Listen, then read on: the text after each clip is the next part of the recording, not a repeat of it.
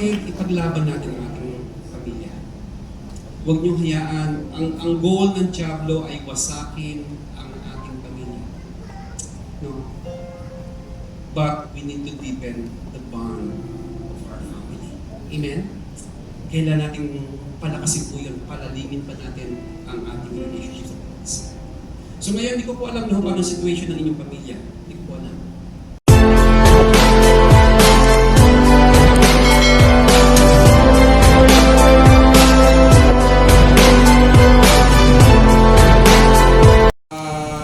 Hayaan po natin naturuan tayo ngayon ng ating Panginoon. Sabi po dyan in verse 18, wives. Pataas nga po naman kamay sa mga asawang babae, wives. Pakisabi nyo nga po, wives. Ayan, okay? Ano po sabi? Submit to your own husbands as is fitting in the Lord. And the word submit, ano ho ba ang Greek word niyan? The word submit, the Greek word of submit is eupatasso. Eupatasso. At yung salitang eupatasso, saan nga ho ba nanggaling itong salitang to? Sabi po rito, it was originally a military term formed from two Greek words that mean to arrange under or to be under in rank. Ibig sabihin lang, kung yung salitang submit, ibig sabihin lang, yung mga wives, you are obligated to respect those in higher in rank. You are obligated to respect. Tayo po ay, yan po ang ating role sa mga babae. Sabi siguro ng iba, nakatinating pa ako ng solid family. So kung yung katabi niyo po ay isang babae, may asawa, pakisabi niyo po, you are obligated to respect your husband. Ayan. So, alam niyo po, sa military, ayan, yan po yung ating Philippine Army General Officers. So, ang pinakamataas, 4 stars. Pinakamababa, colonel. Ayan. Pero, siguro, pwedeng, as a colonel, tingin mo sa sarili mo, ikaw ay smart, very talented, you are a better person, than your sa iyong mga superior. Ayan. But, it doesn't mean na hindi ka magpapasakit sa kanila. Pwede mo bang sigawan yung 4 stars general as a colonel? No? Of course not. No? The same, sa mga wives. Alam niyo po, sa mga wives, possible na tayo po ay mas smart, mas talented, mas magaling ka sa husband mo. Sino rin yung magsasabi sa mga wives, mas magaling ako sa asawa ko? Pataas nga ng kamay. Meron nga. Meron nga. May mga nagtataas po ng kamay. Pero wives, sabi po dyan, wife, you must submit to your own husband not because he deserves it. Yes, pwedeng mas malaki ang sweldo mo, mas magaling ka, mas matalino ka, about educational background, talaga namang mas, talong-talo mo yung husband mo. Pero kailangan mo magpasakop. Bakit? Kasi, sabi you must submit because he is the head of the family. Kasi siya po ang head na inilagay ng ating family. Pwede bang mag-amen lahat ng mga husbands? Amen.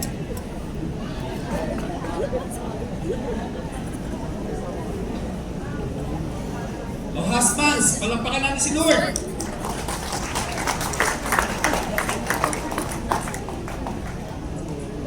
Don't worry, wives. Ibabalance natin yan mamaya. Okay? That's the biblical order. No? So, alam niyo po, no, pwede namang hindi po deserve ni husband kasi nga mas magaling ka, wife, no? Pero mga kapatid, sa mga asawang babae, you need to obey God. Amen? Kailangan huwag nating i-break ang biblical order. Amen? So, hindi po tayo magiging solid ang ating family kapag binirate niyo po ang biblical order. Okay? Do not break the biblical order. So, ngayon, hanggang saan ba magpapasubmit ang wife? Sabi na, when the husband disobeys and violates the word of God and the will of Christ, the wife will have reason not to submit to her husband. May hangganan din po, no? May hangganan din. Okay? May limitation din po.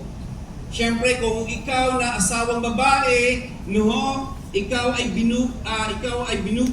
binubuyo na sa kasamaan, abay, no, you need to refuse. Dinadala ka na sa kasamaan, sa kasalanan ng iyong husband, you need to refuse. You have the right to refuse, no, not to submit. Ayan. Sabi sa iyo, oh, tumigil ka na sa pananampalataya mo, ha? Okay? Hindi pwede. Merong higher authority, no, ang ating Panginoon. Ang husbands po, no, sabi diyan, husbands must submit to the authority and will of Christ. Hindi mo pwedeng i-violate ang kalooban ng Diyos, husbands. Okay? So ngayon, si wife, kailangan mong tumayo kung ano ang kalooban ng Diyos. Amen ba? Kung katabi mo yung asawa mo, sabihin mo, malinaw ba?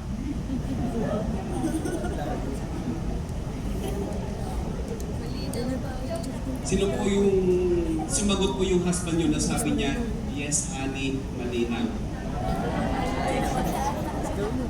Okay? Clear po ba? Video ko.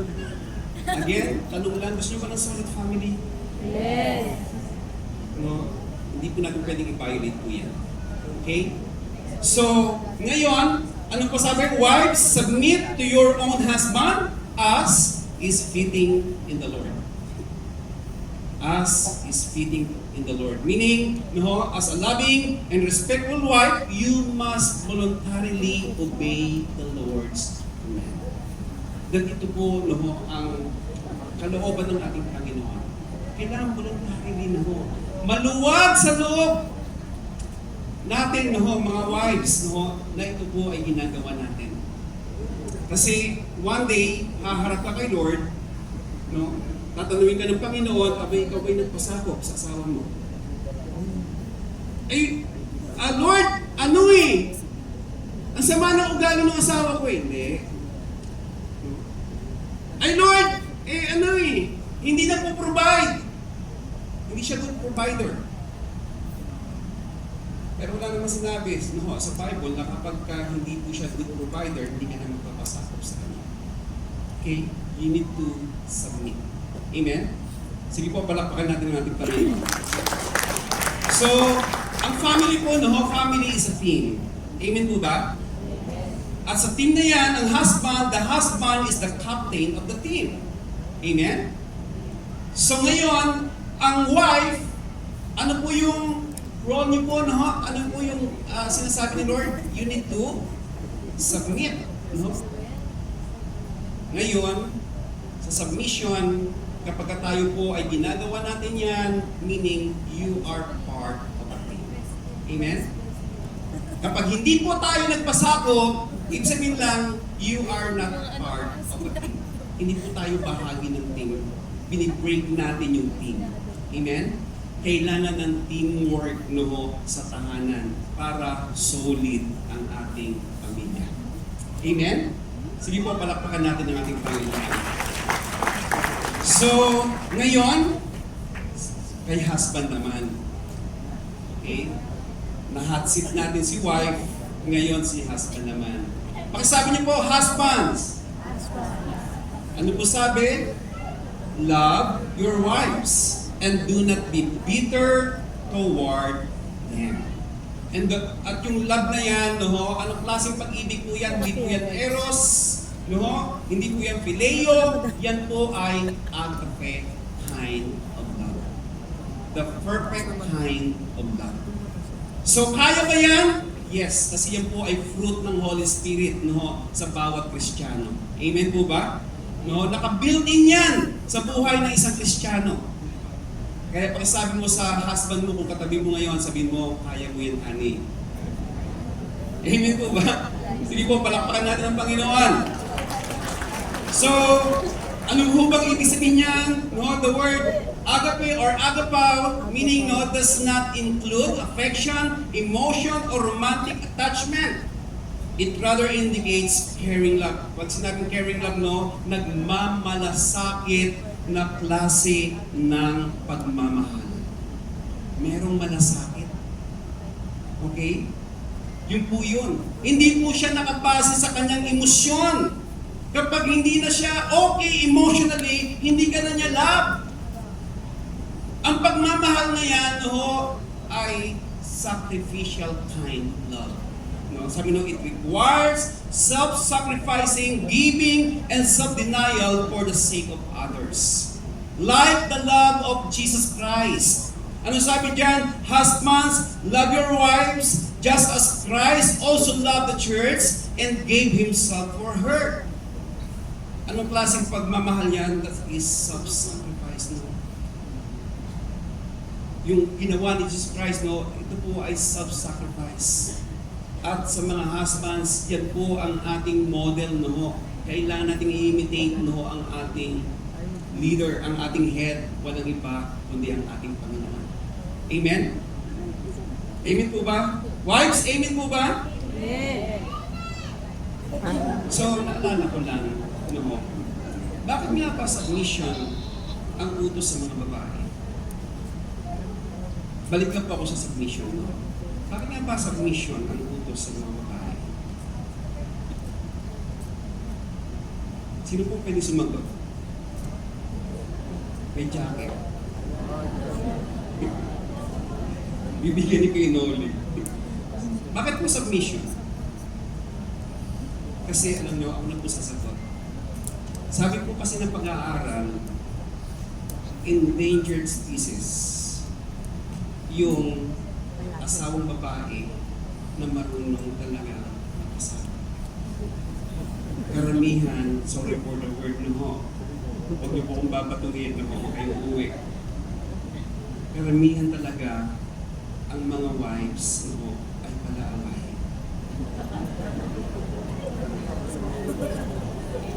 Thumbs up nga sa mga wives kung totoo. Sige nga. Sa 24,000 words a day na meron kayo, pambira, no, ilan kaya doon, no, yung talaga namang halos, no, yung ating pong mga husbands ay talaga namang, wow. No, halos hindi po matake, no, ng mga husbands natin, yung mga words po natin. At bakit naman love, no, ang utos sa mga husbands? Bakit naman kaya? Ba't kaya love? Ba't kaya pag-ibig? Sagutin ko na rin agad para hindi po humaba yung oras ko, no? Kasi endangered din po, no, sa mga husbands ang faith.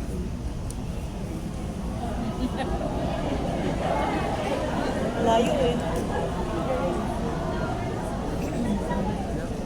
Very prone po kami sa temptation, mga kapatid. Very prone po kami. Madali po kami mahulog, no, sa tukso ang mga husbands.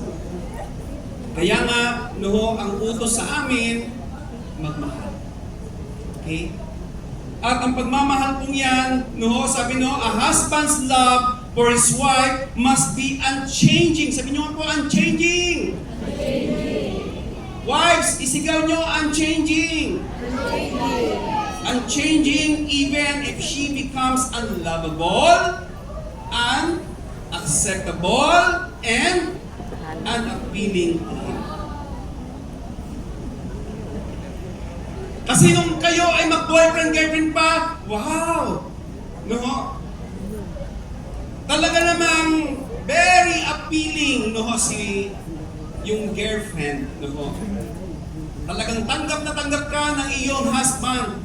Talagang ikaw po ay love na love. Kaso nung nag-asawa na kayo, lalo na kung hindi ka nagpapasubmit, wife, talaga namang minsan nawawala yung pagmamahal. Minsan po nawawala yung pagmamahal. Tumatabang ang pagmamahal. So ngayon, pero mga kalalakihan, mga katatayan, hindi pwedeng mabago ang pagmamahal na yan. Katulad ng pagmamahal ni Jesus Christ sa ating lahat. Amen? Sige po, palakpakan natin si Lord. Kasi ang pagmamahal ni Lord ay eternal.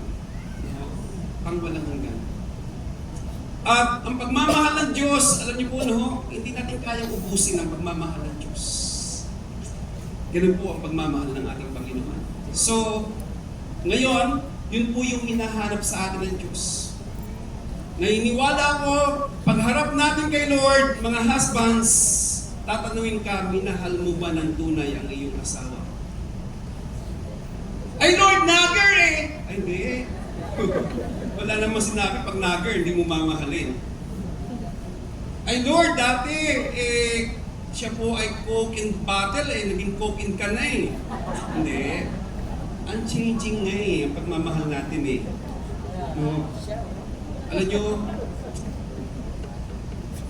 kailangan yung biblical order, hindi po natin to pwedeng baliin ang biblical order. So, ngayon, ano pa sabi? Husbands, love your wives and do not be bitter toward them. Sa Tagalog, mga lalaki, mahalin ninyo ang inyong asawa at huwag ano? Huwag ninyo silang pagmamalupitan. Okay? Do not be bitter toward them. Instead na tayo ay bitter, be better. Amen? Kailangan maging better husband po tayo. Paano tayo magiging better? Una, be thankful. Pag-uwi mo ba, napapasalamatan mo ba yung wife mo? Napagod sa maghapong trabaho. Ako minsan po, guilty po ako dyan. Pagkasabi mo sa katabi mo, sa asawa mo, umamin ka na. No, minsan di po tayo mapagpasalamat. Samantalang si Mrs. yung naglalaba, nagluluto, tagalinis ang bahay, taga-alaga ng bata. Lahat na! No, hindi mo naman masabi, uy, salamat ha. Inaasikaso mo ako. Alam niyo po, pag wala ko yung misis ko sa bahay, nung sila po ay umalis, magkakapatid, pumunta po sila ng Thailand. Ang bihira, ang hirap pala magluto mag-isa. Malungkot ang buhay, kapag wala po yung asawa. Ayan. Amen? Sabi ng iba, hindi daw. Kasi halos naka 1 week yata sila, sa Thailand, tama ba ako? Naka 1 week. Sana sabi ko, sana 1 month. Joke lang. Sabi ko, tagal naman noon, 1 week. No? Pero alam niyo po marami tayong pwedeng pagpasalamat, mga husbands, sa ating pong mga asawa. And what else? Be empathic. Ano ba yung empathic? Ano ba yung empathy? Sabi this is the ability to emotionally understand what other people feel, see things from their point of view, and imagine yourself in their place. Meaning, you are putting yourself in the shoe of other. Okay? Inilalagay mo ang iyong sarili sa kalagayan ng iba. Okay? Be empathic. Kailangan meron po tayong malasakit. And what else? Para tayo po maging better, be thoughtful. Okay? Be thoughtful. Thoughtful meaning, sa mga small things. Kailangan maging thoughtful. Hindi naman kailangan, sino mo rito mahilig magbigay ng regalo or pasalubong? Ayan. Ano ba naman pasalubungan mo ng lugaw? Di ba? Ano ba namang, di ba, tayo po magdala ng kung ano man. Be thoughtful, mga kapatid. In the small things or big things, no? Pwede po tayo maging thoughtful. And what else? No? Kailangan, you need to give your quality time. Amen? So, ang sarap po, no? Kapag ang pamilya po or mag-asawa ay meron pong bonding, no? At meron pong quality time. What else? No, sabi nga, no? Love spells time. Di ba? Siyempre, pag hindi mo naman talaga love, hindi mo naman talaga bibigyan ng time. Tama po ba? No? And what else? Kailangan, no? Maging expressive po tayo. Tayo ba ay expressive sa ating pong mga loved ones? No? Especially po sa mga husband o sa inyong pong wife. Dati, pambihira no ho. Sa maghapon, nakakaisang daan kayo, I love you. Hindi lang nga 3 times a day. Pero ngayon, kamusta kaya kapatid? No? Kamusta po tayo? Ayan. Pag nag-I love you ka, sasabihin sa'yo ng wife mo, ano nakain mo? Kasi hindi na po siya sanay. No? Hindi na po siya sanay. Okay, what else? Kailangan ng respeto, mga kapatid. Kailangan ng respect. Amen? So, instead na tayo po ay bitter, no? Be better, mga kapatid. Sige po, palakpakan natin ang Panginoon. Okay?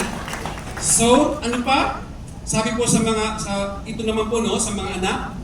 Pakisabi niyo po, children! Sino po rin yung mga anak? Okay? So, you need to obey. Obey your parents in all things. Ayan.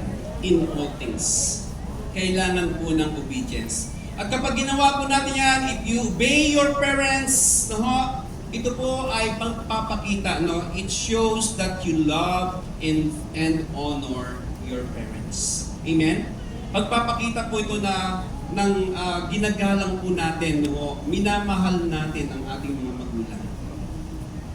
Tanong lang sa mga kabataan, mahal niyo po ba ang inyong mga magulang? Amen. Sige po, palakpakan natin si Lord. So ngayon, tingnan natin how do children honor their parents. Una, no, tell and show that you love them. Kailangan verbally, sinasabi niyo po. Kailan niyo huling nasabi sa tatay at nanay niyo na nanay, tatay, mahal po po kayo? Kailan niyo huling nasabi? Sabi ng iba, awkward, pastor eh. KJ. Hindi. Kailangan niyo pong gawin yan. You need to express your love. Kung saan yung patay na, kung saan yung nakaratay na, doon ka na nagsisisi. Bakit hindi ko nasabi? Alam niyo po, no? Kailangan mo, you need to express your feelings, your emotions to your parents. At ano po yun? Maganda po sa pandinig po namin yun. Alam niyo, kung gusto niyo na malaking baon, sabihin niyo po lagi yan. Amen po ba? Lagi po kayong mag-express ng pagmamahal. No? Tell and show that you love your parents. And second, listen and follow to their advice or advices. Hindi ka lang nakikinig, ginagawa mo yung kanilang sinasabi. Kasi maraming mga kabataan ngayon, opo tatay, opo nanay. Ang bira yung opo na yun, no? Lawit na ang dila ng inyong mga magulang. Talaga namang wala po, no? Walang action. Okay? You need to listen and follow to their advices.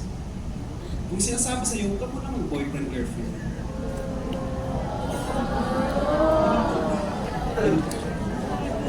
Amen. Mag-boyfriend, girlfriend ka na lang pag 50 years old ka na. So, yun kasi guilty. Okay.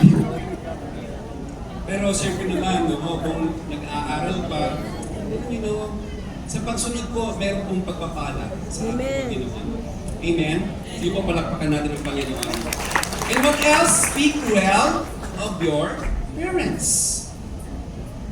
No, kamusta kaya tayo? Kaya nga, sabi dyan, no, be aware of your reactions. Be aware of your words. Kasi baka nasasaktan na natin ng ating mga magulang. Alam niyo po, may kwento po ako dyan. Anong oras pa tayo? Sorry po, hindi ko alam kung ganong oras po ako eh. So, minsan, meron po kaming family reunion, yung clan po namin, dun sa Mindoro.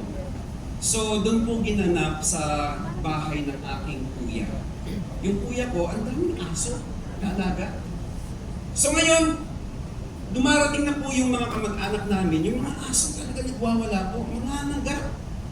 Eh sabi ko, doon sa tatay ko pa, pwede bang itali natin yung mga aso? Hindi, wag! Kasi pag nakapasok na rin yung mga tao, pag nasana rin sila, hindi yan mga naga. Sabi ko, ba't delikado eh? Alam niyo po, nagtalo kaming mag-ama. At nabitawan ko sa aking bibig, sabi ko, tigas namin ang ulo. Alam niyo po, nung nabitawan ko yun, nung very bad ko yun, yung aking pong ginawa. Start na po yung program namin, alam yung tatay ko. Kinausap ko ng mama ko, sabi niya, masama yung ginawa mo sa tatay mo. Pinasok ko po siya sa kwarto, lungkot na lungkot, yung tatay ko, no, ayaw lumabas. Inakap ko siya sa kapag, I'm sorry pa. Mali po yung ginawa ko, mali po yung salita, yung sinabi ko sa inyo. Alam niyo, mga anak, no, you need to honor your parents. Amen? Be aware of your words. Amen? Be careful. Sige po, palakpakan natin si Lord. And what else? Be teachable. Amen? Minsan ang mga anak na parang marunong, ang dunong-dunong na nila. Yung po yun. Lalo na pagka nakagraduate na, no, hindi na po nakikinig. Ayan. Maraming mga kabataan, meron po sakit na hydrocephalus. Alam niyo ba yung hydrocephalus? Yung lumalaki ang ulo. Marami pong ganun. Be teachable. Alam niyo po, ang Biblia ay lagi nagtuturo na ang mga anak ay kailangan marunong tayong makinig at marunong po tayong magpatulong sa ating mga magulang. Amen? And what else? Do accord for your parents. Ano ba ibig sabihin niya? Children, ano mo bang ibig sabihin niya? Sa gawaing bahay, abay tulong-tulong din naman pag may time. No? Diba? Pero parents, tandaan nyo to. Kung ang mga anak ay wala nang ginawa kundi mag-video game, no? Hindi tumutulong sa gawaing bahay, walang ginagawa, maghapon, sabi ng Bible, huwag pakainin ang tamad. Huwag niyo po titirahan ng pagkain. No? Biblical po yun, mga kapatid. Kapag naghanap ng pagkain, nanay, tatay, ba't walang pagkain? So, ano bang ginawa mo maghapon? Okay? Ano bang ginawa mo maghapon? At kailangan, no, mga anak, gawin po natin yan ng galing, meron pong pagmamahal sa ating mga puso. Sayang po, mahal po mga plato, no? Huwag niyong babasagin dahil masama po yung inyong mga loob kapag ginagawa niyo po yan. Okay? So, gawin po natin na may pagmamahal. Lahat ng ginagawa natin, gawin natin para sa ating Panginoon. Amen po ba? Sige po, palakpakan natin ating Panginoon. What else? Ask them for their opinion. Maganda po nagtatanong. Grade 1 ka pa lang, kung tanong ka, nanay, tatay, boyfriend na po ba ako? Anak, grade 1 ka pa lang. Or, meron kang sasagutin, nasa legal age ka na, tatay, nanay, okay po ba siya? Ayan. Okay po ba ito? Alam niyo po, yung mga tatay, nanay niyo, experience na po yan eh. Sa itsura pa lang, nung mandiligaw niyo, alam na po niya kung okay po yung para sa inyo. Okay? Kailangan natin ng mga opinion or advices ng ating mga Amen? Ibig sabihin lang yan, naging open po tayo sa ating mga magulang. Kapag ginawa niyo yan, naging solid, no, ang ating relationship sa ating mga magulang. Amen po ba? Kasi, kapag ginawa niyo po yan, ibig sabihin lang, may tiwala ka sa magulang mo. Pag ginawa mo yan, ibig sabihin lang din, no, mahal natin yung ating mga magulang kasi ino-honor mo siya eh. Yung kanyang opinion, yung kanyang mga advices, no? Nagpapakita po yan ng pagmamahal natin, mga kabataan. And what else? Show appreciation. Ano ba natin ina-appreciate ng ating mga magulang, mga kapatid? Mga kabataan. In what way? In what way? Pwedeng in words, pwedeng in our action, pwedeng material things. No? Ang magulang niyo ba, nabilan niyo na ng paborito niyang damit, shoes. Ito pong relo kong to, bigay po ng aking anak. No? Nagulat po ako, birthday ko, sabi niya pa, para sa'yo. Nak, thank you. Matagal na itong rilong to eh. Humihingi na po ng kapalit eh. Joke lang. Joke lang. Okay? Show appreciation. Pa, alam mo, ma, alam mo, ang ganda po ng plano nyo para sa ating pamilya. Okay? Salamat po ha, meron po kayong magandang plano para sa pamilya natin. So, hayaan nyo po, susuporta po ako dyan. Di ba ang ganda? No? Napakaganda po, pag ganun po ang ating relationship. So ngayon, sabi no, children, obey your parents in all things, for this is well-pleasing to the Lord. Meaning, no, if you disobey your parents, disobedience to parents is considered sinful. Okay? Kapag dinisobey mo ang iyong magulang, hindi mo minahal ang iyong magulang, nakakasala ka. Okay? So, mananagot po tayo sa ating Panginoon. So ngayon, no, nawa sa pag-uwi natin, no, we need to apply this, mga kapatid. No? Ngayon, ano pang sabi po dyan, Ephesians 6:3, if you honor your father and mother, things will go well for you, and you will have a long life on the earth. Sa Tagalog, higinhawa ka at hahaba ang buhay mo dito sa lupa. Gusto nyo bang maginhawang buhay, mga kapatid? Gusto nyo ba ng mahabang buhay? Kung gusto mo maiksing buhay, huwag mong igalang ang magulang mo. Iiksing buhay mo. Okay? So kung gusto natin ng mag-ayos na buhay, successful life, at gusto mong sinasamahan ka ng Diyos, honor your parents. Obey your parents. Love them. Amen? So, sige po, palakpakan natin ang Panginoon. And what else? Alam niyo po, sabi niya, no, children or adolescents who are still in their parents' household are under their care. Must not only honor their parents, but they must also obey them. Ano ba yung sinasabi dyan?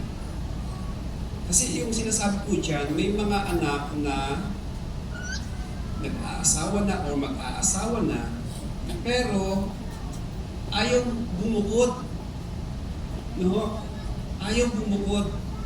Kung ikaw ay hindi bubukod, hindi ka magtatayo ng sarili mong tahanan, ay di, nasa ano ka pa, no? You are under the authority of your parents. Okay? Kaya nga pag ikaw ay mag-aasawa na, ano po sabi po sa book of Genesis?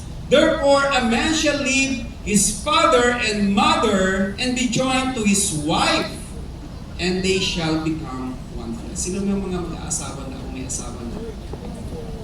Kayo ba ay nasa tahanan nyo pa rin, sa mga magulang nyo pa rin? Nagugulo po ang buhay nyo. Papakailan po kayo. Gugulo po ang buhay natin. Ang kailangan, sa sinasabi po rito, pag nag-asawa na po kayo, ganyan na po ang gagawin nyo, maghihiwalay na po kayo ng tahanan. Pagbubukod na po kayo. Okay? Ibig sabihin lang, kapag ikaw ay maniligaw na sa kabataan, o nagpapaligaw ka na, ibig sabihin, ready ka na mag-asawa. Yun na po ibig sabihin nun. Hindi po laro-laro po yan. No? So ngayon, kung ikaw ay sasagutin mo itong maniligaw mo to, tatanungin mo, may trabaho ka na ba? Kasi kung wala pang trabaho yan, hindi po siya capable para umupa ng apartment para kayo po ay makapag-bukod. No? Aasa yan sa magulang. Kung aasa sa magulang yan, ikaw ay papakailaman at papakailaman ng iyong biyanan. Yun lang po ibig sabihin nun. Kaya gumugulo, hindi po nasusolid ang ating family. Okay? So ngayon, kapag nangyari po yan, bumukod na po tayo, no? Sabi no, a married child is no longer under the same obligation of obedience. But, the obligation to honor your father and mother remains. Siyempre, kung may asawa ka na lang naman, uy, ba't gabi ka na umuwi? Hindi naman ganun po yun. Siyempre, ginagawa lang po yun sa mga bata, no? Pero kung ikaw po ay may asawa na, huwag mong kakalimutan, you need to honor your parents. Kaya sabi po sa scripture, sabi po sa 1 Timothy 5:8, whoever does not care for his own relatives, especially his own family members, has turned against the faith.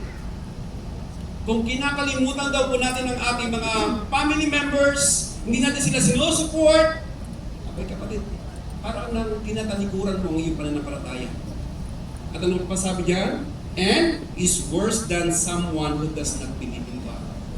Kung sinasabi mong born again ka, pero hindi mo sinusupport ang family mo, ang mga magulang mo, sabi niya, no, mas masahol ka pa sa hindi po born again.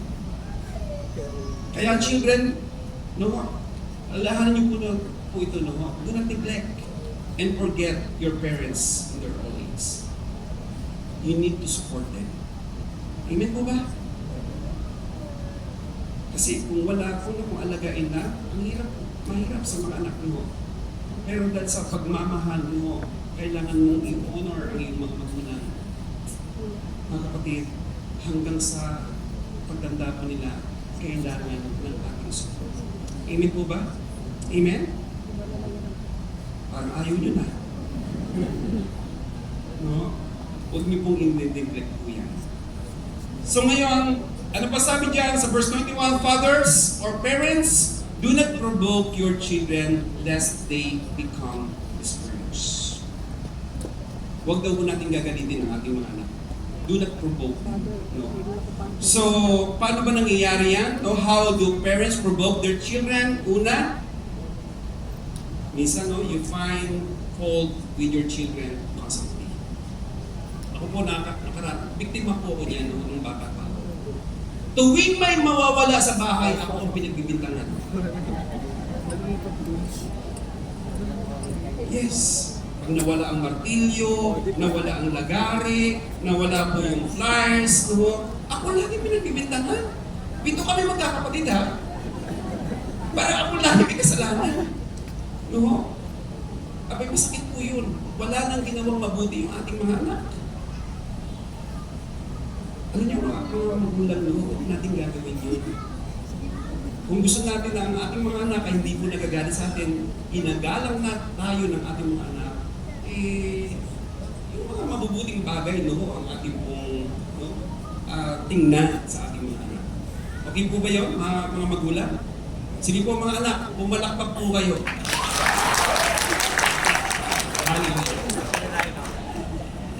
What else? You refuse to listen to your children. Hindi porke tayo ay magulang, tayo nang laging tama, mga kapatid.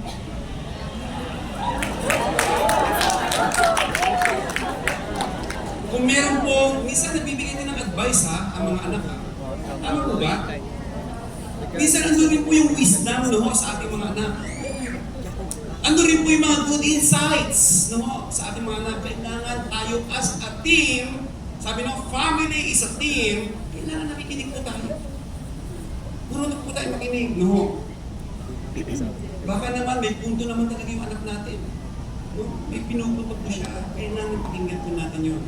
Do not refuse to listen to your children. What else? Demand too much from your children. Grabe no, very napaka-demanding minsan ng mga magulang. Okay? Kaya napuprovoke po yung ating mga anak. Nakaranas, sino rito yung dumaan sa pagkabata? Pataas nga ng kamay.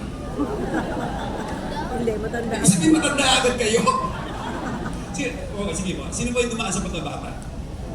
Nakaranas mo ba kayong ipapasulat po sa inyo yan, alphabet? Nakaranas mo ba kayo? Tuturuan ka ng magulang mo, ipapasulat yung alphabet. Maganda po yung kwento mo dyan. Hindi pa po ako nag-grade 1. Sabi sa akin ng tatay ko, pag sinabihan pa ako ng, oh, Leonard, lesson tayo. Talagang grabe na po yung kabuk ng dibdib ko. Kasi doon sa lamesa namin, na doon po ako tinuturuan, may sinturon po na nakahanda. Yun po yun. O sabi niya, okay, isulat mo yung alphabet. Di sulat naman po ako, alam ko po yung yung alphabet. Kaso lang ang alam ko, capital letter lang. O sabi niya, okay, nasulat mo na lahat, okay, small a naman. Pero sinulat ko rin po, capital A pa rin. Sabi, nakahawak na po sa sinturon, no? Small a! Niliitan ko po yung capital A. Nung papaluin na po ako, sabi ko, pa, tuldok na lang nga eh. Ang liit na nga po yung A eh. No? So, alam niyo po, no, small a ng small a, hindi naman tinuturo sa akin, ano po yung small a? Minsan, no, very demanding po tayo. As a parent. So, dahil po dyan, napuprovoke po natin ang ating mga anak. What else? Kino-compare po natin ang ating mga anak sa ibang tao. We are comparing our children to other people. Sa mga kapatid, mag-anak, kapitbahay, no? Abay, hindi po okay. Magulang. Kasi po, ang tao, lahat tayo ay unique. No? Unique po ang bawat isa po sa atin. At may kanya-kanyang pagkagawa po sa ating Panginoon. Kung yung isang kapatid ay magaling sa math, yung isa na may mahina, edi, tanggapin po natin yun. No? Hindi mo pwedeng pag-compare yun. Yung isa maputi, yung isa maitim, ano gagawa natin doon? Unless ipaglutan mo yan. No? Diba? Tanggapin. Okay? Huwag ka na maghinala. Kung iba ang itsura ng isa. No? Huwag ka maghinala. Tanggapin mo na yun. Okay po ba? No? Okay? Huwag po tayo ano po yan, no? Bumababa po yung self-esteem ng ating mga anak. Ako po ay biktima din po niya. Lagi ako kino-compare doon sa pito ko, sa anim kong mga kapatid. No? Kaya tuloy, ang tingin ko sa sarili ko, napakababa na. Ayan. Okay? Tapos sasabihin mo, bakit lagi kang raw 4? Kasi ang may gawa din ay mga magulang. Okay? So, palakpak ulit mo na lang. Ilan na kayo, ha? Ano pa? Sometimes, no, you break your promises.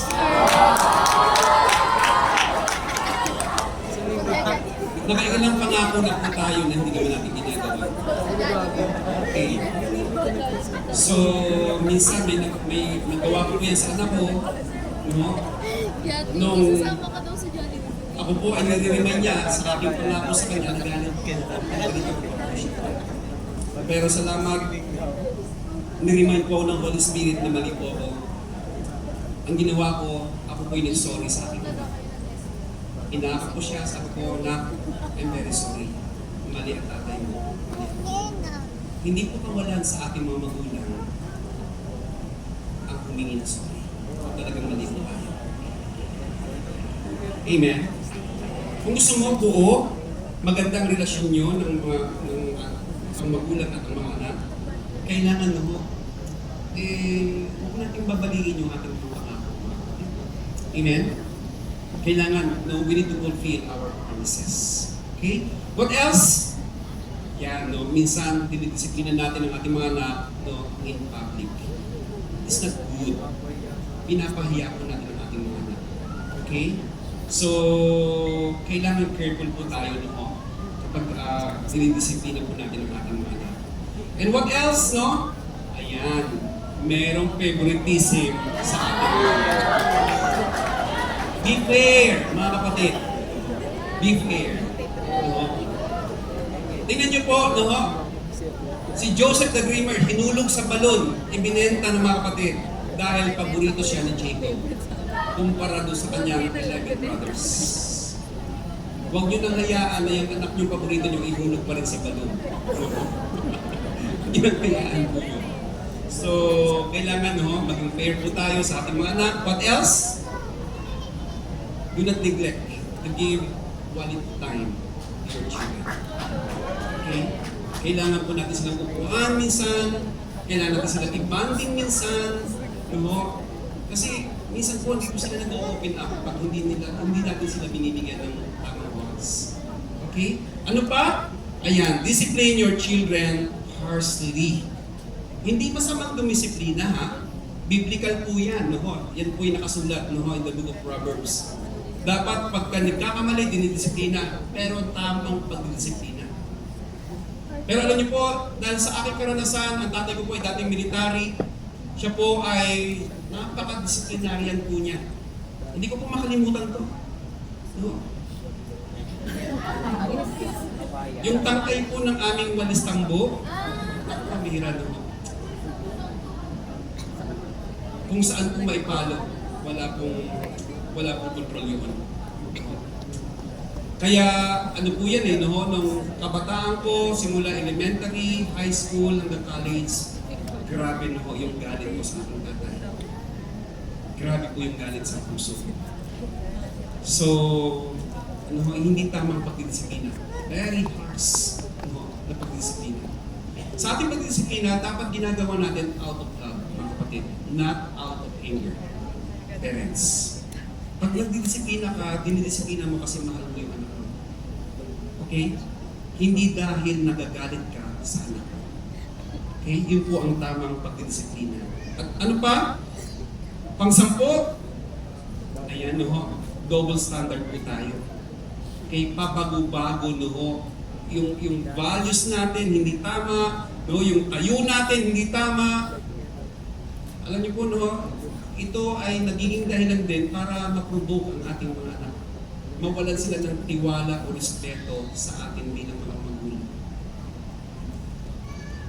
Ngayon, si Simba, next Sunday hindi. Ngayon, mainit na mainit kay Lord. Pagdating ng time, wala na naman. Minsan hindi po yung ating double standard po tayo. Lalo na po sa mga mga yung Christian values natin.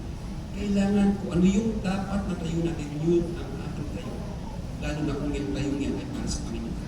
Amen? Sabihin nyo nga po, dapat hindi pa bago-bago. Okay? What else? You permit your children too much.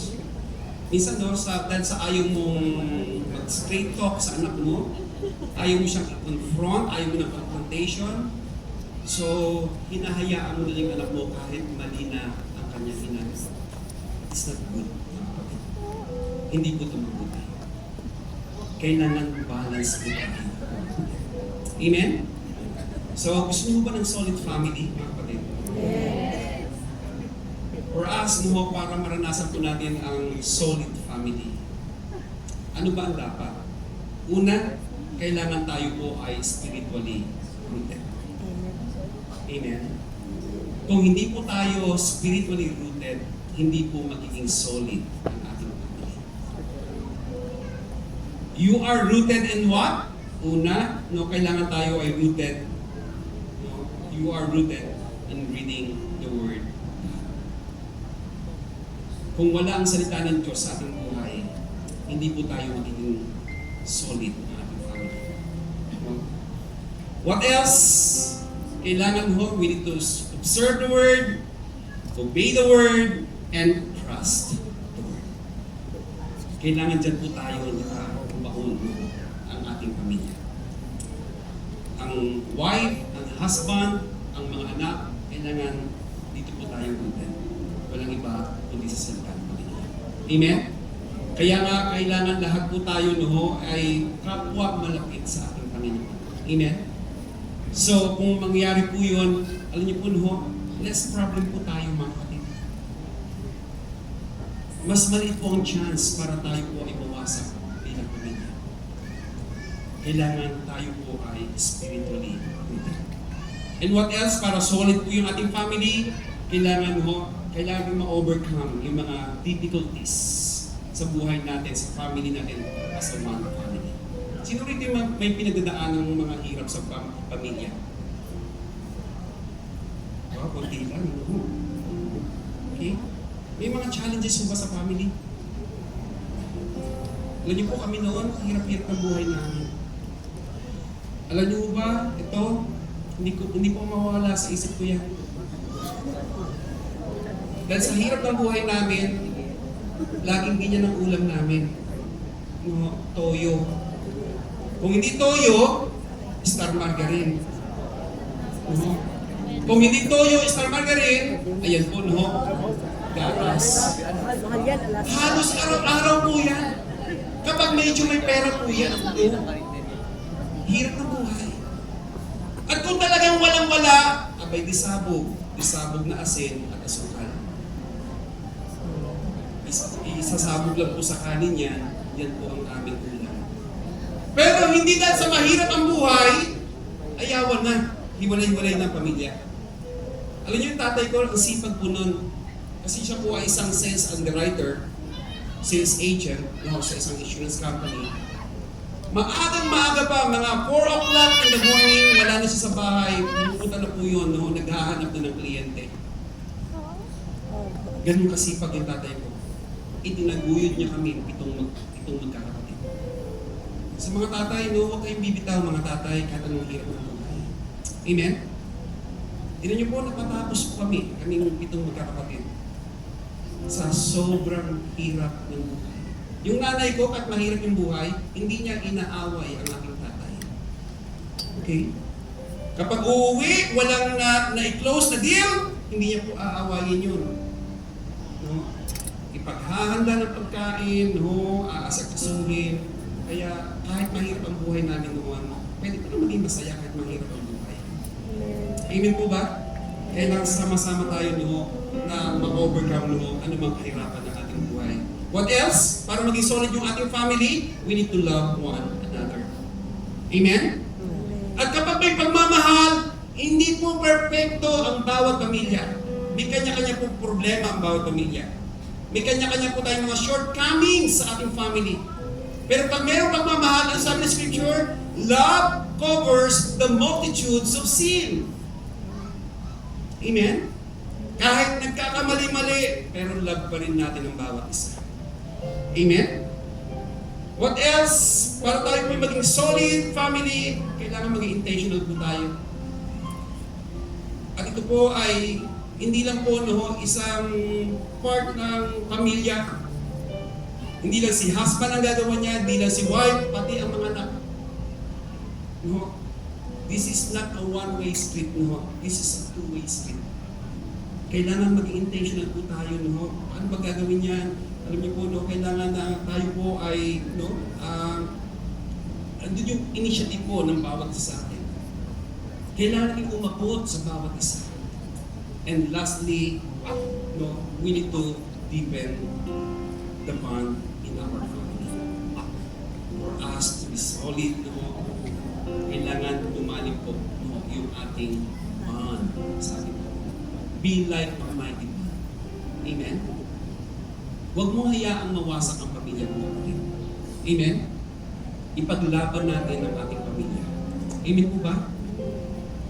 Alam niyo po, dito po ako magtatapos sa kwento ng aking pamilya. Ito po yung aking family. So, alam niyo po, yan po kami ngayon. Masaya po kami as a family. Pero alam niyo po ba na hindi ka nang nawasak din ang pamilya niya? Sino may gawa? Ako po. Na-testimony ko na po ito, na-testify ko na po ito noong second Sunday ng August dito. Nung preaching ko po. Ang asawa ko, sinasabihan ko siya, hindi na kita mahal, maghiwalay na tayo. Pero salamat, yung misis ko hindi po bumitaw. Nung time na yun, yung anak ko po, hindi po nagkakamali, mga sa 4 years old pa lang po siya at the time.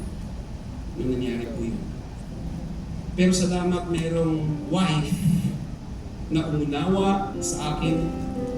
Merong wife na pinaglaban ang aming pamilya, ang aming relationship, pinayuan ang pananampalataya.